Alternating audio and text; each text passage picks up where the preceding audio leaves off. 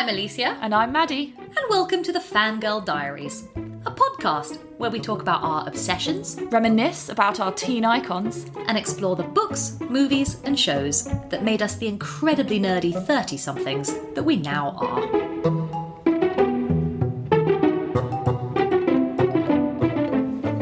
Hello, cadets, and welcome back to Basgiath!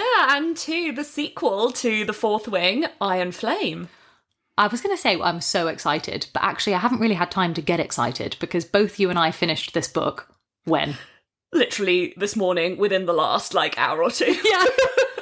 20 minutes ago. Oh, I actually feel a little bit nervous, as if we're about to take an A-level on something. That we just crammed, revised. Exactly. I feel like I've got a cheat sheet of notes here. I'm definitely going to mispronounce something. And that if this was an exam about enthusiasm, I think we're probably going to get an A. But if it was an exam about detail and content... knowledge, recall, no. we might be looking at a C. So please bear with us, everybody. If you are a huge fan of this to the extent that you have really, really gained an in-depth understanding of this book, please forgive the level at which Madeline and I are going to be discussing it. Well, or maybe you can help clear up some of the points that we struggled to, completely follow. You might be able to give us some pointers of what to re-look at to kind of help us to get through some of the stuff that we couldn't quite get to the grips with. There was a lot we couldn't get to grips with. We just had to put our heads together in the kitchen just now. Like, wait, what? Did you understand that? What was that? Hang on. Who? What? Huh? What was your understanding of this? And we had to literally consult the map, remind ourselves of the geography, and just do some quick checks that we were going to pronounce things the right way. I'd also say if you've not read Fourth Wing, we absolutely recommend reading Fourth Wing, and don't listen to this because it's just going to spoil the second book for you. So go away, listen to read Fourth Wing, and come back. And after you've read Iron Flame as well. Yeah, because we are going to talk about the whole thing. We'll talk spoilers, everything. We're just going to discuss our unfiltered thoughts, I think. Definitely. It's probably going to be that we talk about the ending within about 5 minutes. So if you've not finished the book, please don't listen to this episode at all. Yeah. But it might be worth us going back to before we were reading the book. Neither of us read it the day it came out. We were busy finishing or rereading Fourth Wing because we did an episode on it. I had pre-ordered Iron Flame. I'd been reading it in hard copy. You've been diligently listening to the audiobook. Yeah. It's a completely different experience because I read the first one, The Fourth Wing, as a book. And then, Iron Flame I've listened to as an audiobook, which, I have some thoughts about the difference between the two, which is quite interesting. But we've basically been, since it kind of came out, slowly reading it and then suddenly picked up in the last few days. We should say, and this is not an excuse, but it is a chunky book. It is chunky. This is a commitment read. This isn't something that you can breeze through in a couple of days. I know some people took the day off. We discussed in our Fourth Wing episode that the release of this book was the cause of mass hysteria among sort of book talk. Yeah. Which I realise not everybody hangs out on, but we do. And some people took quite literally the day off work or the weekend to sit down and consume this cover to cover. Whereas you and I have tried to keep it a bit more in balance with the rest of our lives. But it did mean that we needed to commit to just finishing the damn thing. Yeah. Which we've now done. I think, we both ended up in the same situation where because we weren't reading it really intensely, kind of reading it on and off and just getting through certain bits of it, if you lose that momentum and you slow down, then suddenly, you've got to really force yourself to get back into it, unfortunately.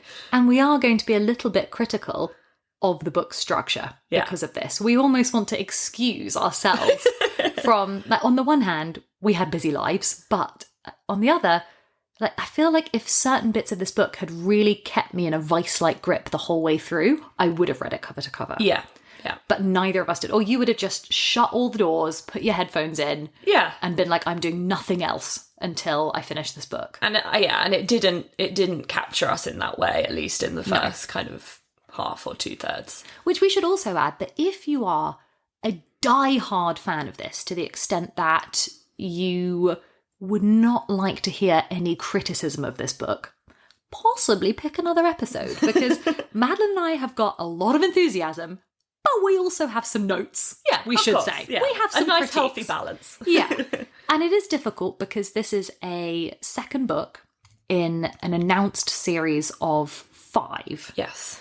And it's worth us beginning by thinking about like how that works, what the function of a second book is, what we were expecting from a second book, what we want from a second book, and whether or not this was really set up to deliver that. Like how did we leave Fourth Wing? Where did that end? So I felt like the end of Fourth Wing really set up what I wanted from the second book, and that's why I really enjoyed the ending, because the ending of Fourth Wing, the world kind of suddenly expanded, and it gave you this new set of people. The fact that, you know, there was this rebellion, and we found out really, really quickly that there was a whole kind of underlying plot going on that we didn't know about, and that, you know, Violet's brother was still alive and was part of this plot. And that for me really worked as an ending, because in my mind it was setting up for, oh, that means in the second book we're going to really explore this bigger situation, the political situation, a bigger kind of expanded world. We're going to understand more about the intricacies of how everything kind of comes together. And yeah, I was hoping for book 1, we've been set within the school, within Basgiath College, and then book 2 we kind of open out, which it did do, I think, and give us more kind of context for the rest of the world and other perspectives, and kind of just open that world up a little bit more. And I think it did that, but maybe not in the way that we were necessarily expecting, or that I was expecting, at least from that ending of the first book. Yeah. I always want more world building and more of an expansion if it's a second book in a fantasy series. This was a little bit bigger than Fourth Wing anyway, just in terms of page numbers. But you're right, Fourth Wing ended on the curtain being drawn back and revealing, oh, look, everybody, there's this whole rebellion happening. And now, exactly, it was the promise of showing us that we were going to step into that second book. But I did find when the second book began, I found myself torn between what I wanted to happen, because on the one hand, I was enjoying the structure of Basgiath in the first book. And in the first couple of chapters of Iron Flame, I genuinely thought, oh my gosh, we might not go back there. That's it. Are we done with that now? Am I going to just forget all about that? But on the other hand, when there was the option of them returning to Basgiath, I thought, that's also kind of weird. That's also a bit of a retreat. Like, we've just been shown that there's this huge rebellion, and we're going to go back to school. Yeah. So I couldn't. There's a contradiction in what they'd set up, and I almost felt like the end of the first book could have been the end of the second book or the third book. It was like the first had so much happen. We could have had 2 years at school. I agree. Before suddenly we expanded into the bigger, wider world. We kind of needed more, let's stay in what we know before we moved away. Oh my gosh, we haven't even coordinated yet, and we're just going to consistently hit on you and I having the same criticisms and the same notes. And we should say that neither you or I have a published multi-million bestseller, so we're really not in a position to make these criticisms, but it is exactly that. I thought that this could have done with a huge structural shift of, if we're going to spend more time in the school, which actually has its merits, that we could have waited a little bit longer to come away from that setting, because otherwise a lot of the time in Basgiath this time felt frustrated, like we only had one foot there. And Violet literally only has one foot in that. She keeps coming away to see Xaden. And she's not telling any of her friends any of the stuff that's actually going on, so she can't just enjoy hanging out with her friends in the college. Like, she can't actually just be a school, you know, a student. She just, she's her mind is elsewhere. She's going away all the time, and her friends aren't involved for a good number of pages. Yeah, the structure's already really crumbled. Which isn't really what I wanted if we were going to return to a school setting. I wanted, and we're going to make, I think, consistent reference to Harry Potter as the benchmark throughout. I realise they're in very different genres. Yeah. Well, not different genres, but one is a children's book and one is very much not. But if you're looking for the pinnacle of how to do an academic setting over multiple books, it really only worked for me that the structure of Hogwarts was really under threat in the later books. Yeah, it wasn't until 5, 6, 7 before you felt that. Yeah. Definitely. Yeah. Whereas if you let that structure crumble too soon, I was torn about how I wanted to feel about this. Also, the threat was so high in the first book, at the end of the first book. You know, we've seen the big bad monsters. I mean, maybe there's more to come, of course, but we saw the big bad monsters at the end of the first book, and you're kind of like, like, is bringing these guys in so early? Yes. Does that make sense? Yes, exactly. In a 5-book series. Yes, whereas Voldemort only returns in book 4. Yeah, literally more than 50% of the way through the series. Yeah. Although I do enjoy that tension, and this is, I think, another borrowing from J.K. Rowling of the group of heroes. Our group of heroes knows that there is this enemy, but either can't tell anyone, or anyone they do tell won't listen. Yeah. And there's the same in Game of Thrones as well, that there are the people who have the knowledge that the threat from beyond the wall is coming, and it's about who does or doesn't believe them. That structure I find satisfying. Yeah, that is good. Yeah. And I guess the thing with this one was that they were... It almost felt like you couldn't tell who knew, and I think that was quite fun. Like at the school, you're kind of always wondering, like, do all of the professors know this secret? Are they all keeping it, or is it just more senior leadership? Like, who do we trust? Who do we not trust? Like, at what level do people understand what's going on and not understand? And which was another one of the layers of complexity actually in this book, because your and my's additional overarching criticism is that, and maybe we're just getting old, that at times we found this hard to follow. Yeah. And with particular reference to the character list is so very long. Yeah. But it's not as if you and I don't like books with lots massive of character lists. No, it was that I too was finding it hard to understand which professor knew what, who had insinuated what, which professor was who of Violet's friends knows what, at what time. I was almost making a list in my notes as we went through, or was desperate to ring you and be like, okay, can we just coordinate? Like, who do we think knows what? But I ended up just not even trying to worry about it and just kind of carrying on and taking what was on the page at face value at any moment, and like, if I found out some information that implied that they probably did know, I'm like, oh, okay, that was probably one of the people that did know then. And like, I wasn't as diligent. And I think that's because there was just too much to kind of try and keep track of, and not everyone was... The characters weren't unique enough to identify them separately and to keep track of what they all knew and didn't know, or which side they were on, or whatever. Well, maybe this is another point about structuring, where if you are going to try and create a division between who knows what among a massive list of characters, you have to let the reader get to a point where we understand who all the characters are. Yes. Because there were points at which Violet was saying things about Professor Devereux and saying, oh, I really hope that Professor Devereux is who I hope that they are. And I'm thinking, I'm just trying to follow who Professor Devereux is. Yes. let alone whose side they're on. I'm trying to remember what class you teach. Yeah. So I needed a little bit more on everybody to allow me to really build that separation. But what we have decided that we're going to do is to talk through, because this book is enormous and we can't just run through it in chronological order. No. We are going to pick out some things that were particular to this book that maybe really drew a line to separate it from the first one. If you do want to, go back and listen to our first book, the episode on the first book, because that's where we talk about concepts like the school, sparring, parapet, all of that. Yeah, the dragons, the concept of bonding with them and everything and all that stuff, which we still really love.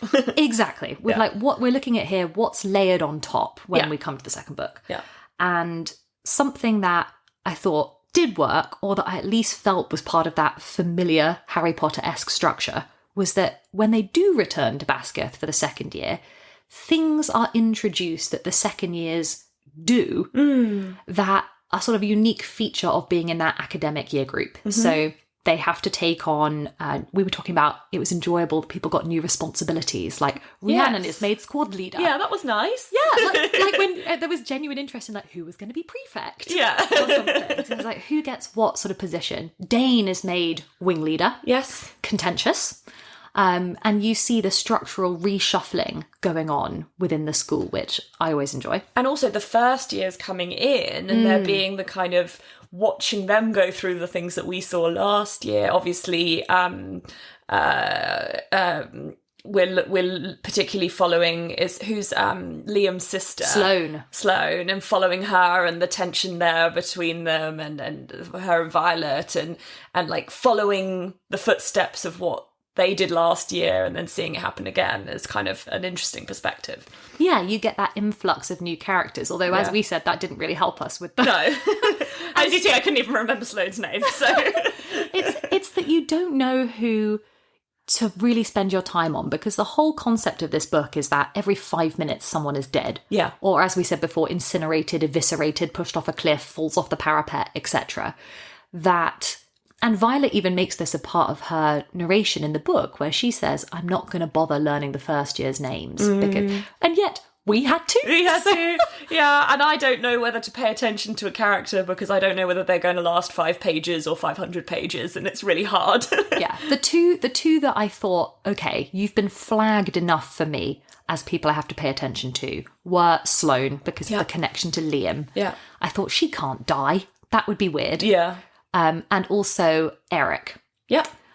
Because they had built up the fact that he's royal by lineage. He's in line to the throne, isn't he? Yeah. And he's undercover and all this. So I thought, you wouldn't bother to give us that detail if you're just going to push him off a cliff. But it's happened before, I don't know. You can't fully trust in this book, but those new characters were introduced. Yep. You also got things that were a feature of the second year syllabus, like the fact that they have to go on this countryside Duke of Edinburgh-esque expedition. If you're not in the UK and you don't have the concept of the Duke of Edinburgh Award, this will mean nothing to you, but it's basically an extended hike that involves a lot of injuries, a lot of fighting, and a lot of getting lost. Just sending teenagers out into the British countryside and forcing them to look after themselves for a weekend. It's a horror. But when they started doing that exercise with the infantry, I thought, oh my God, this is D&V. Yeah. This is that all over again. They had to do that. And they had things like preparing for interrogation and these different exercises that I did think, okay, this is cool. Yeah. I want something different in this year. Like how Harry Potter introduces new classes or new skill sets or new levels that they could do every year. Or new privileges. Like we were saying in book 3 of Harry Potter, they get to go to Hogsmeade. And in this, there was the brief introduction that second years get to go like off-site for a bit to the local town. Some of these concepts, though, were, and we're going to keep coming back to our criticism about structure, were introduced. I got excited about them. And then they were almost immediately binned, or I thought weren't used to their full potential. Like what? Which ones are you thinking of? Well, I like this concept of in second year you're able to go off-site. Get leave to go. Yeah, to go and that would open up a new social world. And there was the discussion about this would mean you could meet people in the infantry. I thought it meant there was going to be an introduction of new characters. But it turned out we got that almost half the book later from the Griffin Flyers. Yes, yeah. So it was almost as if the book introduced a concept, then thought of a better one 400 pages later.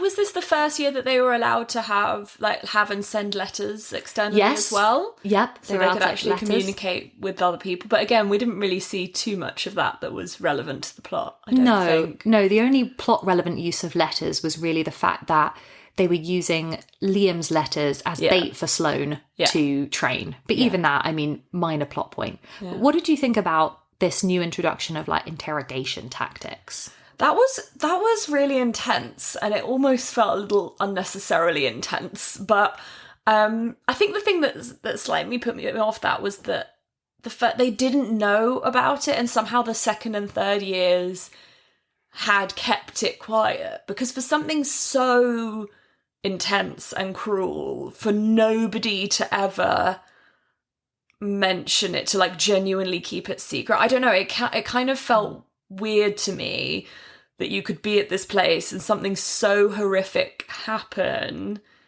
and yet you would genuinely not aware. Not be aware. It felt strange.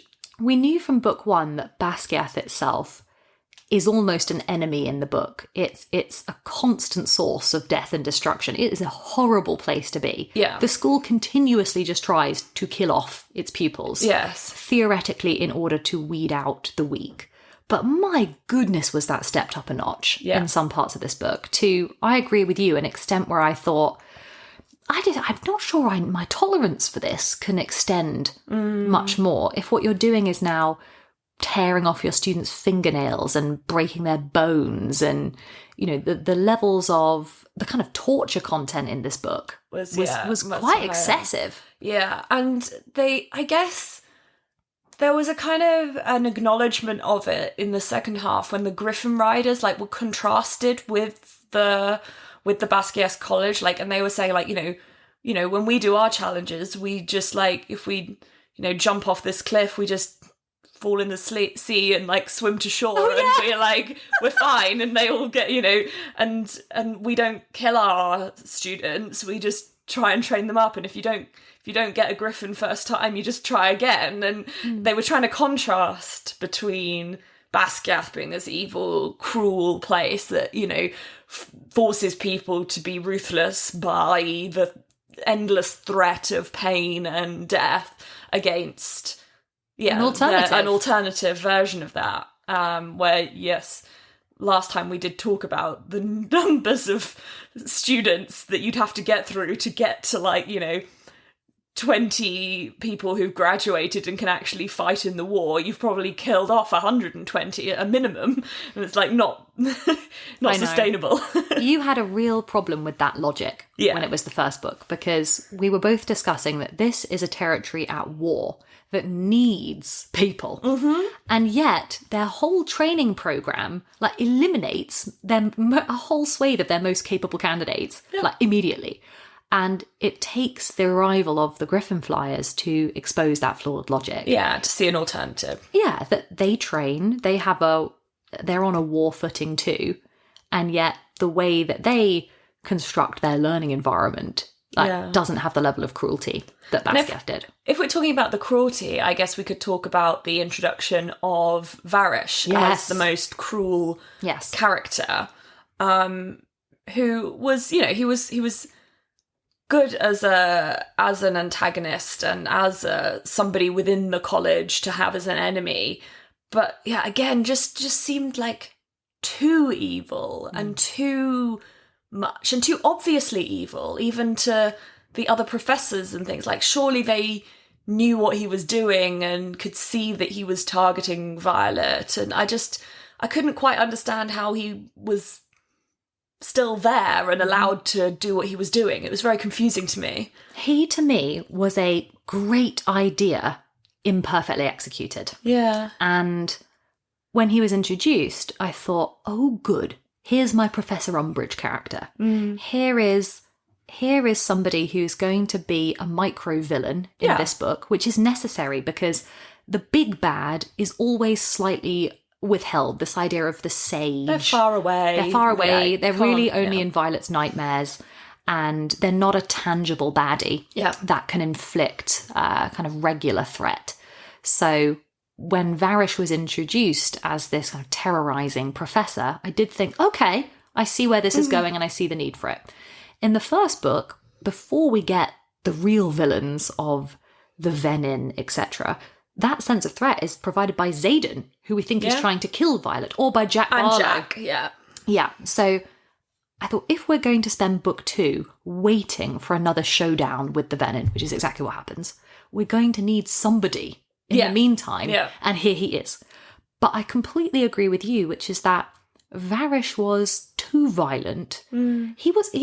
All of Violet's squad, the minute they return to Basgiath, just get routinely executed by various members of, it looks like, the faculty. Yeah, there's assassins picking them off and stuff. Left, right and centre. And I don't know, I still don't really know who was sending those assassins and why, and I'm not entirely sure what was going on.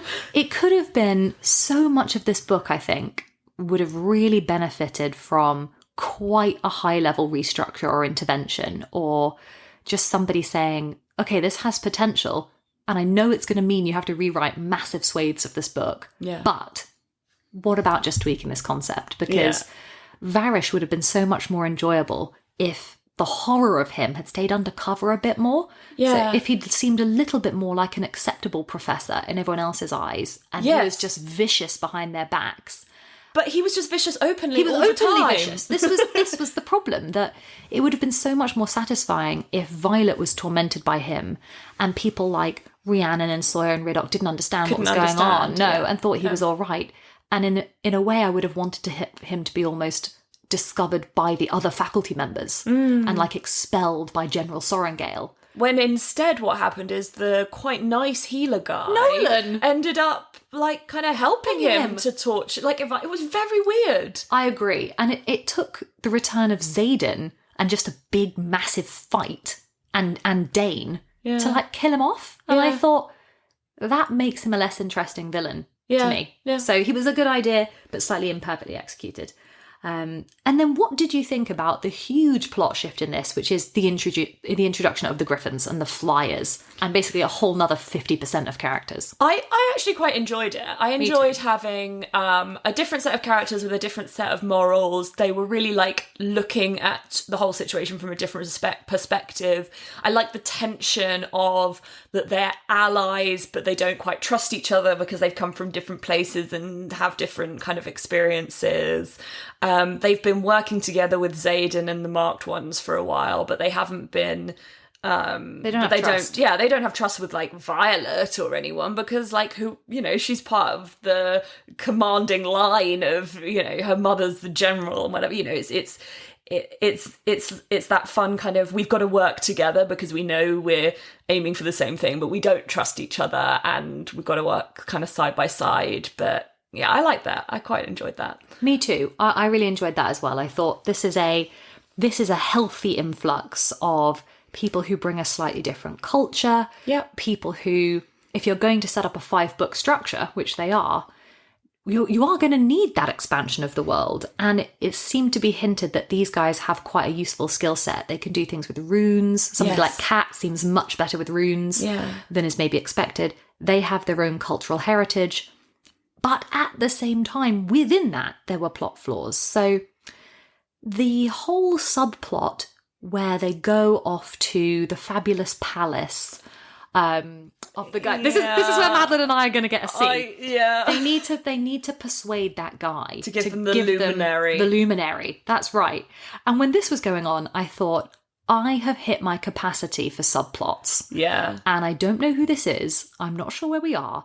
And I can't help but think this is a fool's errand. We might end up talking about this in one of the later sections, but I also just like couldn't deal with the whole let's put Violet in a dress and dress her up for dinner. I know, me neither. Like, it was just so awkward and forced, and I was like, oh no, I feel like now I'm back in Sarah J. Maas world. Like, what's happening? Can I please not have any of this? Well, see, I adore that. So I thought, okay, this is where we're going to go.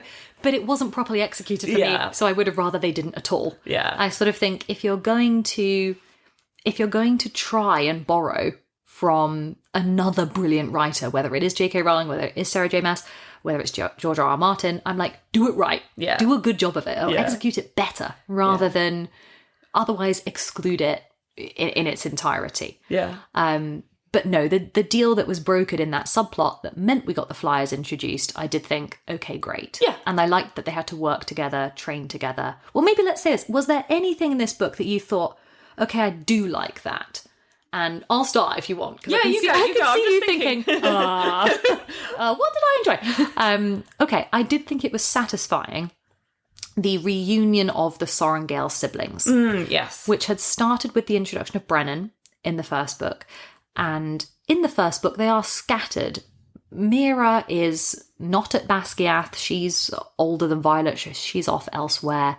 Brennan, we think, is dead in the first book and is only introduced at the end.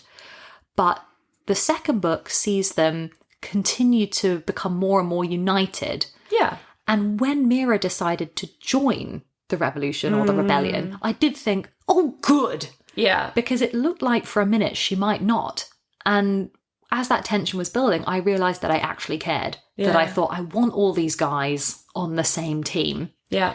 I like their inter-sibling energy. They've got good banter, those guys.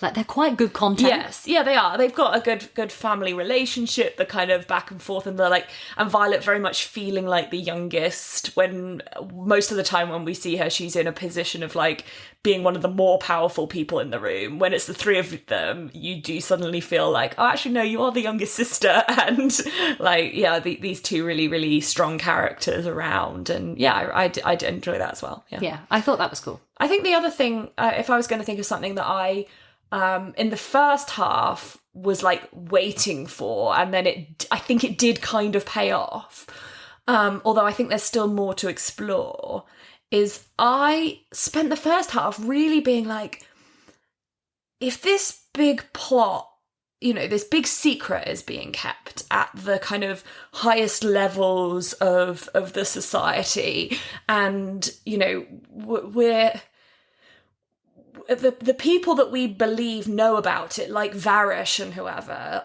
just seem to be so evil. There doesn't seem to be any reason why they would be keeping this secret other than we are bad, mean, nasty people that just want to be cruel. You know, like from Xaden's perspective, which is the perspective that we see in the first half, it's like, no, the people at Basgiath and the people that are keeping this secret are just plain evil. They're bad.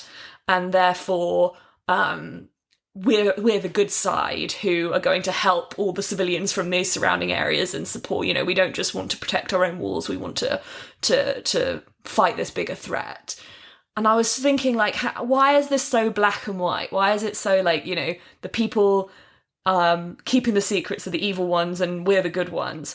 And I was like, there must be a reason. There must be, like, people are not that black and white. This is only going to pay off if we can understand the perspective of the leadership and why they kept the secret, what their reasoning was. And I think we did get to that in the second half, and we kind of got an idea of that from General Sorrengail, and like we kind of got an understanding a little bit more of the point of view of, you know, we can't save everyone, but we've got to protect who we can, and the best way is to kind of lock down and to understand that perspective a bit more. You're right, and it's the people that know are like Melgrem, Colonel Atos, like leadership. And I can't remember which one of them says it, but one of them does make that analogy to if you're on a sinking ship and you're on the last lifeboat, you decide, do you quite literally push other people off the lifeboat so a couple of you can keep survive. swimming? Which is why when it came down to the vote the other way, when the rebellion had to decide whether they were going to involve themselves and defend Navarre, and Violet quite rightly narrates, we're no better than them. Yes. If we don't assist. Yes, and I thought, okay, nice. good. Yeah. This has been, now I feel like the payoff. The two sides have been kind of explained properly. And we're moving to a position where we can realign and become allies instead. That was enjoyable. Yeah. Okay. Maybe we should go into our categories. So let's think about our thermometer. Ooh. Oh boy. My expectations for this were so high because we gave the first book like really high thermometer level, like off the charts hotness. Yeah. Like the content in book one is, I think we called it like a masterclass in book boyfriend building with Xaden, how to do an enemies to lovers arc. Yeah. The kind of third wheel thing with Dane, and then that kind of falling apart really well. The love triangle. Yeah. Oh, that was. We've talked about all the things in the second book that we feel are not well executed, but that in the first book was so well executed for me. Absolutely. Yeah. And then when we got to like the slightly more adult content, I was like, again, very well done. Yeah, the right level of detail. Paid off. Yeah, it was just really good. How do you feel about Xaden and Violet's relationship in book 2? Not good. Not good. Okay, wait, there's good and bad. Good and bad. And we should say what an impossible task to carry that on. Because once you're you're established that you're in a relationship, and I guess at the beginning they weren't. They were kind of off and on, and she wouldn't like trust him and all this stuff. But we essentially were like, she's chosen Xaden over Dane, and like we've got to that point. There was nothing else. So they're all of their kind of struggle was just with each other, and like there was nothing external. It was just the two of them and in their minds all the time, overthinking things. And yeah, it was a pretty tricky situation to be in, where you've got to come up with some conflict, otherwise you can't just have them in love the whole time. It'd be boring.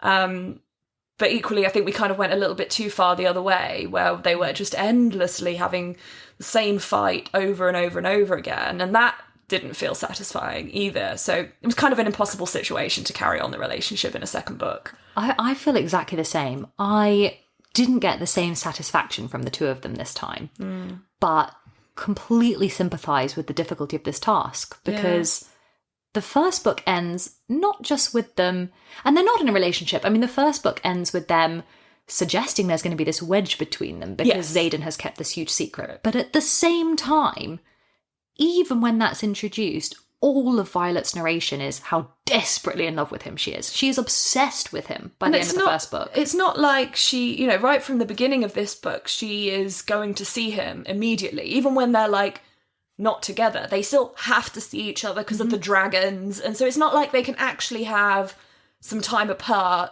and have time to think and then have a big reunion. No, they're just like endlessly seeing each other all the time, but also being apart. Like, it was like this flip-flop. It was messy for me. It was really hard. It was too messy for me. Yeah. And Xaden ends the first book, because we get his narration on it, also admitting that he loves Violet. So you have your two characters in an emotional vice where we know we either need something massive to split them up, but they've also been too announced as endgame to actually feel like I didn't enter book 2 thinking, ooh, this is going to be on the ropes. Like, is there maybe going to be a different love interest? Is there, how's this going to change? And even within the first couple of pages of the second book, Violet's internal narration was starting to say, she's pissed off with Xaden for having kept the secret.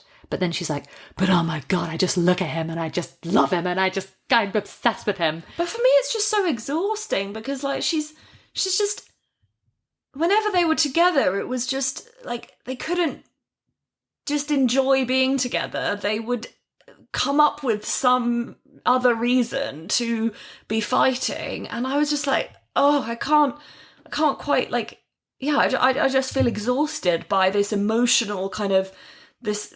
It was like we're trying to create heightened tension, but tension doesn't have to be just anger and annoyance. It could be some other tension for a while, please. They were locked in an endless cycle of the same silly fight on repeat, to the point where I got bored of it. Yeah. And this constant merry-go-round of who's kept secrets from who, or who hasn't asked the right questions of who, or who was too scared to ask those questions for themselves. And I thought, I can't bear it anymore. You just sort it out. Yeah. And even some of the subsidiary characters at times comment on like, God, you too. But by the time I got to the end of the book, I thought, bloody hell, you too. Like, you're annoying me now. Yeah. Like, just sort it out. You're clearly obsessed with each other. So could we either just say you're into each other and there be an end? Or this again would have been one of the major overhauls that somebody might have wanted to suggest when they first saw this book in draft form. But I think it would have been more interesting to end the first book with them together and then introduce a genuine threat to their relationship through this one. Like, you could have had there be some sort of side plot that does keep Xaden away from Violet, which was sort of happening about him being off on the outposts, or him, something where I wanted to feel the frustration of their relationship rather than to feel frustrated with their relationship. Yeah, and because the secrets that they kept keeping never had any weight to me. No. Like, they'd be like, oh my God, you didn't tell me that it was my mother who did those dagger marks on your back, and why didn't you tell me? And you've been keeping this for years. And I'm like, why was that the thing he was keeping secret? Like, do I care? No. And at one point they even point out that, like, of course Xaden keeps secrets from Violet because he's privy to classified information. He's part of a rebellion. Yeah. And their little dalliance can't just mean that he tells her, like, all the state secrets. Yeah. So, like, there were bits where I thought, Violet, shut up. Yeah. And that to me is a problem in the book. If I'm frustrated with my heroine, especially if it's Who's the narrator? Yeah. Then it's difficult. Yeah. I wonder whether the book would benefit, again, a massive structural rewrite, but from it being more of a duologue and getting a bit more from Xaden's perspective. We only ever get a chapter from him at the end of either book. But yeah, they were really annoying me at times. And she was annoying me at times because her own internal monologue was conflicting with her own narration. So she would say things like, God, I'm so angry with him. You know, I hate that he's kept this secret from me. We can't be together. And then he'd walk into the room and she was like, oh my God, he's so hot. Yeah. I just like, oh, whew, wow. And I was like, God, you just want him. Let yourself have him. Relax. Maybe it's just that we're forgetting what it's like to be like 19 or 20. Possibly. That's a depressing but sobering thought. Whereas we're just like, get to the point, tell each other the truth, and just do what you want to do. Whereas at 19, maybe you wouldn't be like that. But I don't forget, it's impossible to forget all of the emotion of when you get the first book and the build-up. And I love an enemies to lovers plotline. Or I even love a plotline where, yeah, two people are in a relationship, but that relationship genuinely is in jeopardy. Mm-hmm. And you think, oh, wow, and you have to root for them. Yeah. Whereas here, I sort of at points thought, oh, just maybe you guys should break up. You know? What something I did like was actually the bringing back of Dane. When Dane joins their side. Yes. And you realise that what he didn't really betray Violet as much as we thought in the last book, that there would have been a kind of leap to assumption there. And that although everything is still true about how Dane was frustrating in the first book and was trying to keep Violet safe all the time, whereas Xaden was letting her be herself, that in the second book, Xaden was doing a bit of that, and Xaden kept doing things to try and keep Violet safe, and she even points it out. She's like, you're acting like Dane was. And I thought that was really nice, because I do think that might introduce the concept that, okay, well, Dane really was her closest friend for like the whole of her childhood. Like maybe in a third or fourth book, he could become a legitimate kind of threat again to the relationship. Yes. Because he was brought back in a really nice way. I agree. I really enjoyed the micro-redemption arc of Dane. Yeah. I thought, oh, great. And it allows people like Xaden to use their best threatening, witty banter. Yeah. He does it with Eric as well. Oh, this is like someone like Eric, bearing in mind this is a 5-book saga. He's cool. He barely makes an appearance in this book, but he had like his one plot line where he had to like get into the king's like scribe place or whatever, and but he's been introduced to somebody with a heck of a lot of power. Like anytime we see him in the book, he's doing something awesome. He's either like immediately bonded a dragon, or he's mastered whatever skill they're learning, or he's manifested a signet, or he's I can't remember, has he manifested? He's just generally seen to be, and he's obviously a very important lineage. And even when he's given dialogue, it's quite confident and at times quite sexy dialogue. And I was looking at Eric like, are you being brought in either as a setup future? Because how else do you threaten Xaden? Yeah. Like how are you going to match him? And we've started to unpick that Xaden almost has semi-royal lineage. So you've got to match that with something. Yeah. You've got to match kind of power for power, skill set with skill set. And as Eric was kind of going on, I thought, okay, maybe there's somebody at the side here. Yeah. Well, if we're talking about threats to relationship, then I guess we should talk about Kat. I loved Kat.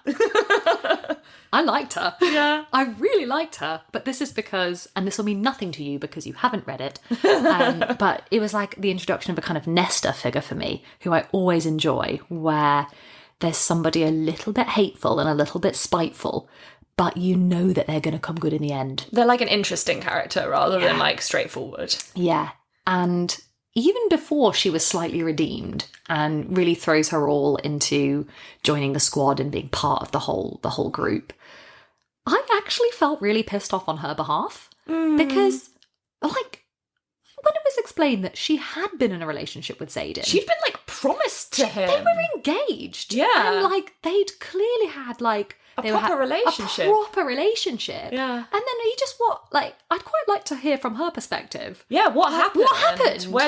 When did they break up in relation to the relationship with Violet? Like, It sounds like they were over before the introduction of Violet. Before the year started or something. Yeah, and it had to be But they're all very young. They can't have had that serious of a relationship if it wasn't very recent. Yeah, I think it's introduced that Cat is like 1 year different from Violet, but they're all the same age pretty much. Yeah. And it had to be a little bit almost clumsily introduced that perhaps she was only interested in Xaden for his title, or for the power and stuff. But it didn't even seem like that to me. This seemed like someone who really was into him. And like also that you would be, because the man is just a god. So because we love Xaden, because the reader loves Xaden, I too would fight tooth and nail not to let that man go. Yeah. So I kind of was like, all right, good for side. Cat. Like, yeah, you would be annoyed. Who's this Violet character? Also, didn't she have like a sexy red dress at that like She's cool. dinner thing? I'm like, yes. Also, she's got skills. Yeah. She's got like skills with runes. She's clearly pretty awesome in her own right. So it destabilised my understanding of Xaden to think that he's so dismissive of her. Yeah, so he just dismissive kind of threw her away. Yeah, he throws her away. And I feel really bad for her. Yeah. And I suppose also in the same book, I'm starting to get increasingly annoyed with Violet. So yeah. I was sort of prime for it to be a bit more interesting. That's good. I'm hoping, though, with the thermometer level, that this is going to do what Sarah J. Maas does, which is start to expand the number of relationships we care about. Yeah. Because I'm not sure I can just focus on Violet and Xaden for a whole nother book. But that. Well, no, I was just going to say that would mean we'd have to see the story from somebody else's perspective. I'm here for that now. I've started to not tire of Violet's narration, but she is getting a little samey. And I would be interested in, like, now seeing what happens with... There's enough other characters that they can start to pair up. Yeah. There was a little bit of a suggestion with that between Sawyer and Jasenia, yeah, they're doing the sign language. I thought that was cool. Yeah, that was a cool subplot. Yeah, very cute. But now I want to see, okay, is Cat really going to relinquish Xaden? In which case, how will Violet feel if Cat goes for Dane instead? Or, like, now we've put some pieces on the chessboard. We could do something interesting. Let's play. Yeah. I want to see, that's what I would suggest if it was going to be the third book. It can get juicy now. Yeah. And we were building towards sort of saying, God, I really hope they actually threaten Xaden and Violet's relationship, but we both loved the end. Yes. That was good. Well, are we moving on to our badass kind of, I don't know, I feel like we're moving category. Oh, no, wait, before we do, we should address, what did we think about the spiciness of this book? Like, was it well executed again? The spice scenes, there were a few. Actually, you might disagree, but I did not think they stood up to the last book. Me neither. And I remember there was one specifically right in the middle. I think it was the beginning of part 2 started with a spicy scene. They were like, everything's changed, and then suddenly we were like in their bedroom and they were just like ravaging each other or whatever. And I was just like, we just had a major big plot change and we've gone to part 2, and why am I reading this spicy scene? I want to like know the plot. And I was just getting, and I shouldn't feel like that when those kinds of scenes are done well. You're like, yes, this is needed right at this moment, and I really want to indulge in it. And I didn't feel like that. I was just like, I need to skip to the actual story now, please. Yeah. I do still think Rebecca Yarros writes those very well, and they're hard to write. And I thought they were rightly withheld for quite a significant chunk of the book. Like, these books are so spicy that I wondered if we were going to jump straight back in. But because she and Xaden don't see each other for such a long time, we really wait a couple of 100 pages until we get that sort of semi-shower scene. Yeah, there were only a few properly spicy scenes. There weren't that many. Yeah, there weren't that many. But they were frustrated for me by the thing we've already mentioned, which is the are we in an argument, are we not vibe. Yeah. That just annoyed me constantly. It's like, oh, we're fighting and now we're having sex. Oh, we're fighting and now we're having sex. Oh no, wait, I'm cross again. And I think sometimes she thinks it's okay because they acknowledge it and they say, oh, why can't we just decide and like to do... And it's like, just because your characters acknowledge that this is frustrating doesn't make it any less frustrating. And you have to remember whose head you're in and whose head the reader is in, because the whole subplot of the first book where they were playing this semi-game with each other of not saying that they loved each other. You know, Violet was almost, I think the agreement was they were kind of withholding sex until they acknowledged that one of them said, I love you. But because we're in Violet's head, all she's doing is constantly telling us how much she loves him. So I thought, this is just annoying. Yeah. Like, the game is void for me because we know the answer. Yeah. But when we got to, like, that she does stage her sex scenes in an interesting way. Like, there was that quite explicit bit on the throne of the province that he's sort of the duke or heir of. Yeah. But again, in that bit, I thought, 1 second, there was some sort of major drama or battle kind of going on, or every time they seem to get it on, I totally agree with you. There's some more important strategic battle thing that needs to be discussed. And I'm like, guys, this is an unnecessary, like, what's going on? And again, on the furniture, and again, like... They keep acknowledging it as well. Is another time where they, like, keep saying it, and they were like, why don't we go back to the bedroom? And they were like, no, we must do it here. And I thought, like, but people have important strategic meetings in this room. It would be like, I don't know, like, this is a public place. And I know that's why he has to have that line about, like, my woman, my chair, my house, all of this. But I did think, really, guys? Like, come on. So, but the detail when there is detail is hot. And Xaden is hot. And we could list numerous times in this book where he does something awesome, or he's got an awesome move with weapons, or, like, he just always says a cool thing. Yeah. So he's still hot. He's still hot. There's still hope There's still hope. Okay.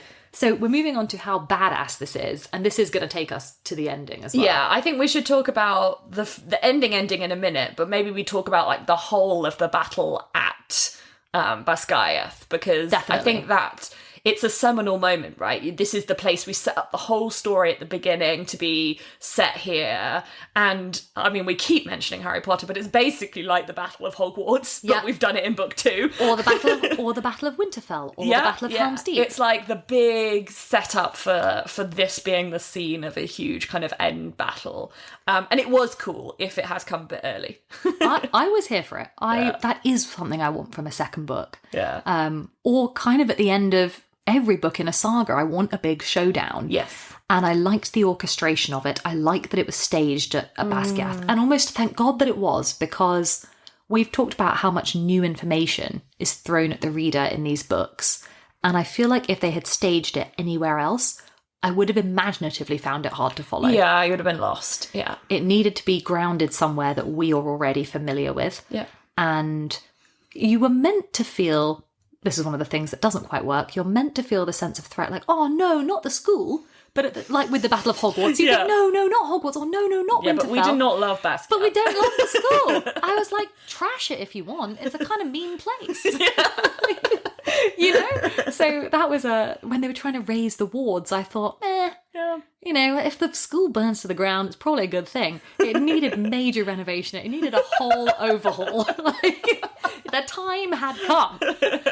Oh, God. But the actual battle itself was cool. And I liked, it was one of these battles where you've got, like, the big battle going on, like, in the sky, and the big things happening. But then you've also got, like, the smaller side plots where they're running off to go to the ward thing. And you've got, like, someone's translating something. And then they're like, the thing, or suddenly there's, like, Jack again. And we're like, you know, we're following, like, different threads of what's going on. And I enjoyed that. You've got to have that perspective of, like, the big picture and the smaller stories that are going on within the battle, which was nice. The last 100 pages of this was great. Yeah. The Battle of Basgiath was great. And I like that too. And I know you and I were really trying to read it. Like, we were like, we've got to get to the end of this. But that's something I'm excited to see in the TV show. Really well executed. It could be awesome. And it is difficult when you're reading. Like, I think it's going to be interesting to see it on the screen, or maybe even easier to follow on the screen, because a lot of this stuff is quite complex aerial battles, and the reader has to imaginatively visualize Violet doing a sort of flying leap from one dragon to another dragon while its tail does a 180 twist in the air. And at points I had to reread bits and just be like, okay, what maneuver was that? Like, who's where? Yeah. So that will be awesome on the screen. And I sort of thought throughout there was tension, because I thought there's got to be a death. Someone's going to die. Yeah. But I couldn't pinpoint who it was. Yeah. It looked like it was going to be Riddoch, then it looked like it was going to be Sawyer. Was there anyone that you thought, please not them? I guess if it had been Mira or Brennan, that would have been like kind of disappointing because you've been like, well, Brennan, we only just got him back to life, and Mira, like that relationship, I really like. Obviously, Rhiannon, I would have been really sad about. I wanted her to survive. Yeah, I thought, definitely. please don't kill Rhiannon. Yeah, she's like the constant. Well, I thought, I know who you are. I've understood you as a character. Yeah, You've had enough page time that I've got you. Whereas, I wasn't sure who we were gonna lose. I thought we'd got to lose someone. Or if we'd had like a dragon death, like if Ten or like Andania or something had like, that would have been really bad. But then that would be the end of our characters, right? Yeah. And actually, there one more structural flaw of this book is that I can never ever really, really feel a sense of threat for either Xaden or Violet, because like, I know that the end of one of them is the end of all four, and therefore the total end of the book. So there's no... And whenever there is a threat, they're always messaging with Ten in the background, and he's like, I'll be there in 3 minutes! They're like, okay, cool, it'll be fine then. Which is... Actually, that was why it was quite cool when the serum was introduced that blocks the comms with the dragons. I thought, that's good. It was kind of necessary. Like, it's a little bit contrived, but yeah, you kind of needed it. Otherwise, there was no threat. You're right. Otherwise, Violet even sniffs an enemy, and suddenly it's like she's on the telephone to tell me, like, get here now! And he's like, I'm 5 minutes out. Yeah. I'll be there in 2 minutes. Grab Xaden, etc. But because that little quadrant, the 2 dragons, Violet and Xaden, have to be safe, otherwise it's the death of all of them. Now, even Sigale as well. Exactly. Yeah. That was why I thought what did happen at the end with Xaden was so cool, because it's really the only thing they could do to complicate everything. Yeah, so let's talk about it. Yeah, let's go there. It was great. So we already had the kind of hint that people could turn into Venom from Jack suddenly being like, I've been converted, or he had been converted while he was like out on leave or whatever into Venom. And he's like talked about how very you thinly can grab explained. like he's like he's realized they don't need to get their power through their dragons. They can have the power for themselves, I think, is the difference for the Venom. So the end of Violet's last chapter, we suddenly realise that this is what's happened to Xaden. We see the red in his eyes is the clue. And I immediately jumped to, oh my god, this is going to be like a vampire love story now. It's going to be great. I agree. I didn't see it coming. No? And maybe I should have done, like, when Jack Barlow is introduced as having turned Venom, it didn't cross my mind that somebody else could. No. Therefore. And maybe that's my fault. I slightly was skipping, as you said, the explanation of how they can do something different with their magic. I thought my brain can't take another layer of There was like complexity here. some hint that Violet was going to be turned or something that they... Well, they're after her, aren't they? They really want her. Really Everyone want her. wants her. And they kept being like, there's going to be some reason why you agree to like come to our side or whatever. And I guess maybe this Xaden thing is setting up for that. But didn't predict it. But immediately, as soon as I heard it, was like jumping to all of the cool things that this could open up for book 3.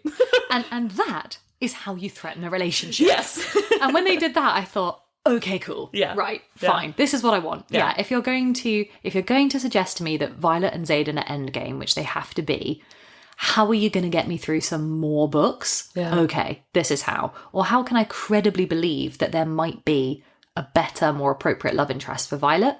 Okay, now I've got to find a reason for her to not be able to be with Xaden, and this was a good one. My only worry is that it could really easily fall down the route of him being like, oh, I'm evil now, there's evil within me, and therefore I must stay away from you. I was definitely going to do that. And then we're just going to be like, oh, come on. If it's well done, though, it could be really well done. It could be good. But he'll need to develop an almost more sophisticated, like semi-schizophrenic personality. Like we'll really need to feel he's a threat rather than just him going, no, I'm clearly going to be evil. It's like, no, you have to actually now go a bit evil. Yeah. Otherwise, this isn't going to work. Yeah. I need Violet to be pushed towards somebody like Dane or Eric. I need her to have a reason. We need to have a reason to think she's genuinely not going to be with this guy. Yeah. Otherwise, the tension won't be there. Something that didn't work for either of us, because we chatted about it earlier, was the odd reveal of Xaden's second signet. Yes. And the build-up to the fact that this was launched as the giant threat to their relationship. And Xaden was saying, before I tell you this, you're going to fall out of love with me. That's it. It's just another We're secret. over. But it was just another secret. And it was one where I thought, like, okay, he can read intentions, but A, he and Violet have been in each other's heads the entire time. They literally read each other's minds all the time. All the time. And somebody like Dane has a semi-similar power. And also, again, this isn't enough for me to not just have it launch into the same circular argument about who told what to who at what point with enough truth behind it. It was completely the same kind of, why aren't you just telling me things? And I just don't care. It didn't work. So that didn't work for us, but the minute that Xaden turned Venom, we were like, sold. Although we both also said that we don't quite understand why he turned Venom. But no, we don't care. It's fine. It doesn't matter. I think we were racing. I imagine that our opinions will change on this whole book if we read it like properly with a notepad and pen, like properly took this stuff in. And, maybe this should segue for us into the kind of obsession fuel chat about it, which is there was clearly a lot to digest in this book. And I'm torn between thinking that a lot of it didn't land for us because we were really trying to finish it. But at the same time, there were some really high-level concepts that I thought, you've got to explain this better to me. Yeah. And you're right, why? I couldn't understand what the nature of the deal seemed to be to get Xaden to turn Venom. And I thought, this seems quite crucial to me. Lots of that throughout all of the story, where it was like, I couldn't understand the logic of people making deals and making agreements, or what this thing need to be traded for that thing. And it just... I think it was almost because a lot of stuff was, in a way, over-explained, and stuff was just written down in explanation form, that instead of it being kind of revealed through the story, you just get dumped with a whole load of information that you wouldn't take in because it's not interesting, and then you can't follow it because you haven't absorbed that massive chunk of historical information that we were meant to absorb, because that's not the best way to relay information in a narrative story. It was a real mishmash for me. At times I felt exactly that way, we were given too much information about the history of how the wards were first built, and I thought, but then you don't remember it, and then you don't remember it. I felt saturated with some things, or we had to take on this whole new concept of runes, which I like, in theory. I want more of the magical powers to expand. Yeah. But there were also times when Violet's narration would say something like, oh my God, my heart plummeted as I realised what this meant. Yes. And I thought, always. I've not realised what this meant. No, so often that happened. She would often narrate having this epiphany.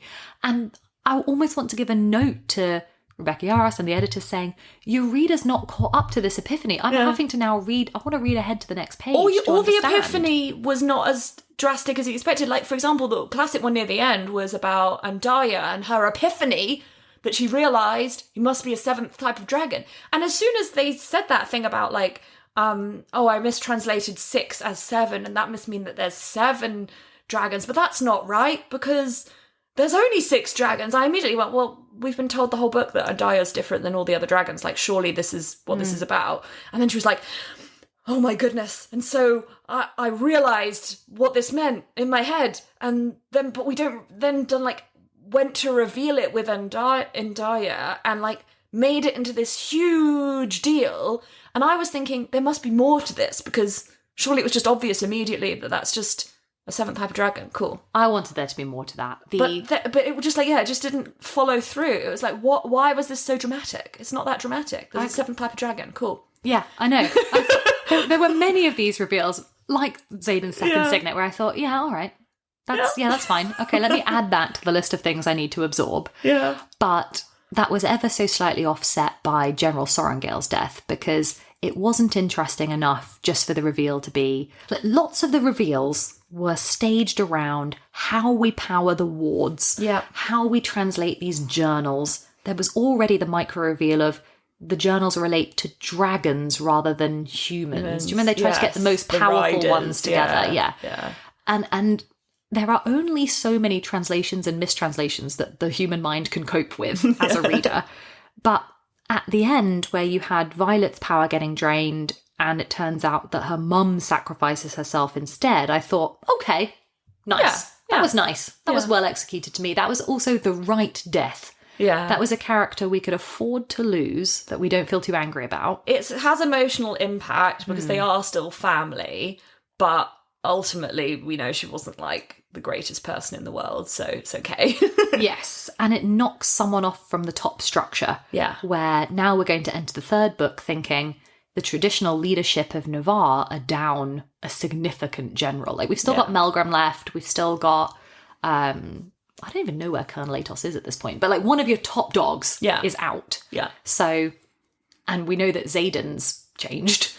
So that will be interesting as we go into the third book. Yeah. So as we're talking about obsession fuel, I guess what we're saying here is that there is a lot of detail. There is a lot, but it's not like enticing us to go and like try and work it all out. It's like maybe we want to, but we couldn't gain enough from the book about that mythos and that world building to really like want to go and try and kind of read about it again and work it all out before the next one. I doubt I'll reread this. I will read a plot summary, or I'll just listen to this episode again before the third one. I feel like my general experience of this second book is that I'm quite loosely strapped into quite a fast roller coaster. Yeah. And I can't really be bothered to look back at the track. Yeah. I'm like, we're going to keep going. I've understood the key plot points, but some other bits, I got no idea. It's not completely... I think what could be interesting, you mentioned that it's going to be adapted to TV, although we don't know how long that will take, but it was structured in a way that could work quite well for TV. It was quite episodic. It moved from location to location, different kind of scenes and things happened that were like build-ups. They felt like mini episodes. So I think actually an adaptation in TV format could work really well. That, for me, is where this is going to be salvaged. I wonder if this ends up being discussed by us many years later as something where the TV adaptation actually exceeds the excellence of the book. That relies on it being really good. But that does rely on it being really good. But I think it could be. In the right hands, with the right script and the right actors and taking the right amount of time, it really could be. And with the right budget. And it sounds like it's got at least the budget element, and, Amazon are doing it. Although, we didn't like Rings of Power. But anyway. But when we were talking about the first book and we talked about the fact it was going to be adapted, you and I both said it was strange to us that they'd gone for TV. Yeah. Because the first book could be a film. Yes, it felt more like a whole one story. Yes, exactly. Whereas this felt episodic. Yes. Yeah. And that was frustrating as, I'm lugging around this like 600-page hardback doorstop of a book. Yeah. But if I was watching something once a week, God, I hope they make it appointment television. I really do. Yeah. That's always better. Then some of the bits that felt very scantily done or that were hurried, they can actually take their time on. Yeah. And we should say that seems to be the overall excuse for the book, that this was rushed, wasn't it, by the publisher? I think that's our kind of summary. It really does feel like it only came out within a year of the previous book. Within months of the previous book. And you can't write a book that fast and get it edited. I mean, you could take a whole year just editing a book this size, and it kind of needed that. Yeah, I thought it did. And it could have been made much more concise, much more clear. Motivations of characters, the kind of world building could have been much clearer. And it just needed, it needed time and someone with a careful eye to really help get to that point.